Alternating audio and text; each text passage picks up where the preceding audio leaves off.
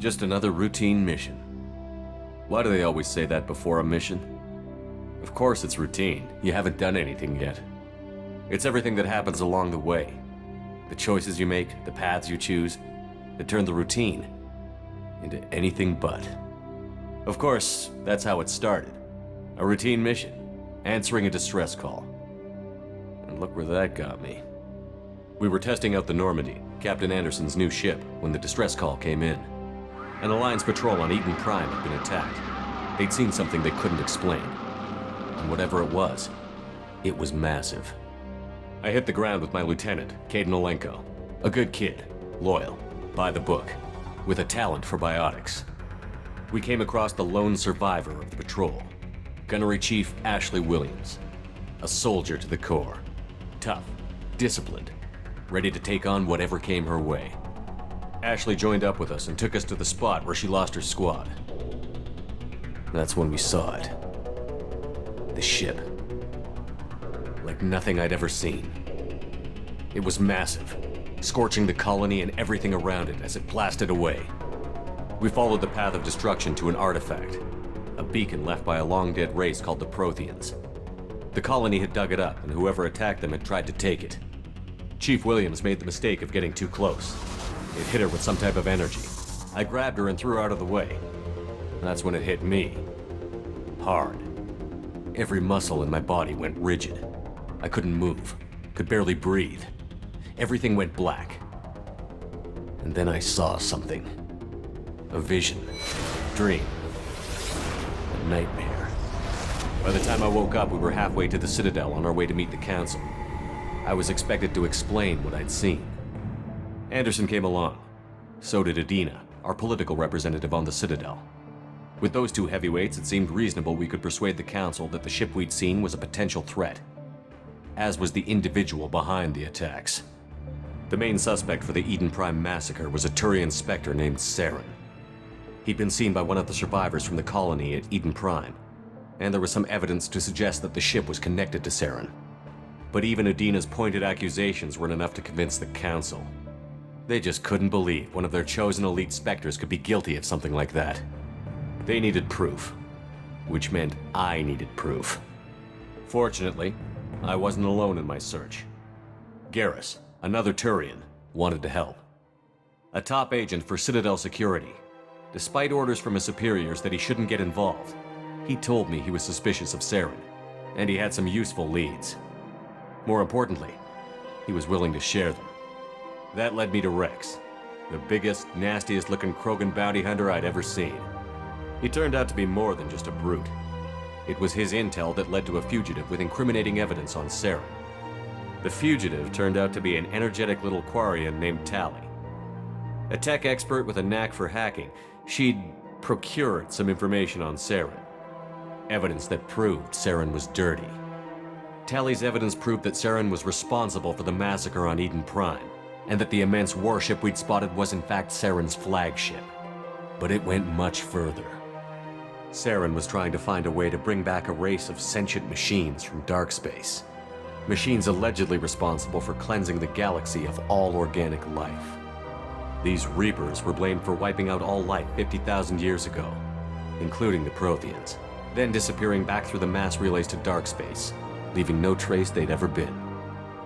That explained why Saren was after the beacon, and it made some sense out of my visions. But not much else. We couldn't convince the Council that the Reapers were a threat, but they agreed Saren had to be stopped. They stripped him of his Spectre status and gave me the honor of becoming the first human Spectre. My first task? Bring down Saren. Anderson decided to stay behind, giving up his ship, the Normandy. He told me I would need it more than he would. He also pointed me in a direction. Liara, a Prothean expert, adept in biotics, and maybe most importantly, daughter of Benezia, Saren's top lieutenant. And like most Asari, as beautiful as she is intelligent, and born with a unique ability to meld with other species. Liara was able to help me decipher some of the vision the beacon had given me. Nothing concrete, but it gave me some clues. And a new appreciation for the Asari. Her technique for accessing my vision was unexpected, but not at all unpleasant. Ashley was a little concerned about the connection I shared with Liara. As commander, I knew either relationship had the potential to interfere with the mission. I decided discretion was the better part of valor, and kept my focus on our goal, finding Saren. Thanks to Liara's help, we had our next lead, Benezia. Saren had taken her to Novaria, where he'd enslaved a dangerous race of insect-like creatures, the Rachni. He ordered Benezia to use the same technique Liara had used on me to extract information from the Rachni Queen. The Queen's drones were everywhere, and they weren't happy. We had to fight through hundreds of them to get to Benezia. By the time we arrived, Saren was gone, with the information. I tried to reason with Benezia, but Saren had indoctrinated her.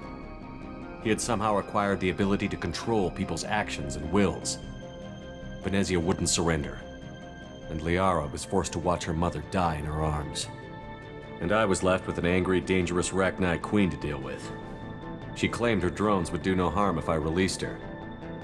But the Rachni had terrorized the galaxy before. I couldn't do it. I wouldn't doom an entire species for past sins. And the Queen was true to her word. She left and took her army of drones with her. With Saren's top lieutenant dead, he was quickly running out of time and places to hide. I tracked him down at his base on Vermeer, but we soon learned it was more than a base of operations. It was a breeding ground. Saren was breeding an army of Krogan. He'd found a cure for the genophage, a disease inflicted on the Krogan to prevent them from breeding and taking over the galaxy. But the Krogan Saren was breeding were slaves, mindless beasts that obeyed Saren's will. I had to destroy the base, and all its research. Rex disagreed. Violently. Rex wanted the genophage cure for his people. I tried to convince him to help me destroy it, that these Krogan weren't real. But he wouldn't back down. Fortunately, Rex is smarter than he looks. He realized this wasn't the way to help his people, and that Saren was the real threat. When we finally got to the center of the base, I realized just how close Saren was to completing his plan. He was already in communication with the Reapers. Sovereign, Saren's flagship we'd all assumed was just a ship, was a Reaper. It spoke to me, threatened me. I could feel the menace it had for every living thing. It wanted me dead. It wanted us all dead. And I knew it was capable of doing just that. What I couldn't understand was why Saren would help it. But there was no time to think about it. Sovereign knew where we were. We had to destroy the base and get the hell out. I split up my team in 2 squads, sending Ash with one and Caden with the other as a distraction. We had a nuke, and we planned to use it. Before we could detonate the bomb, Saren showed up. We fought. I stalled him to make time for my team. And in talking to him, I realized the truth. It wasn't Saren who was indoctrinating everyone. It was Sovereign. The Reaper.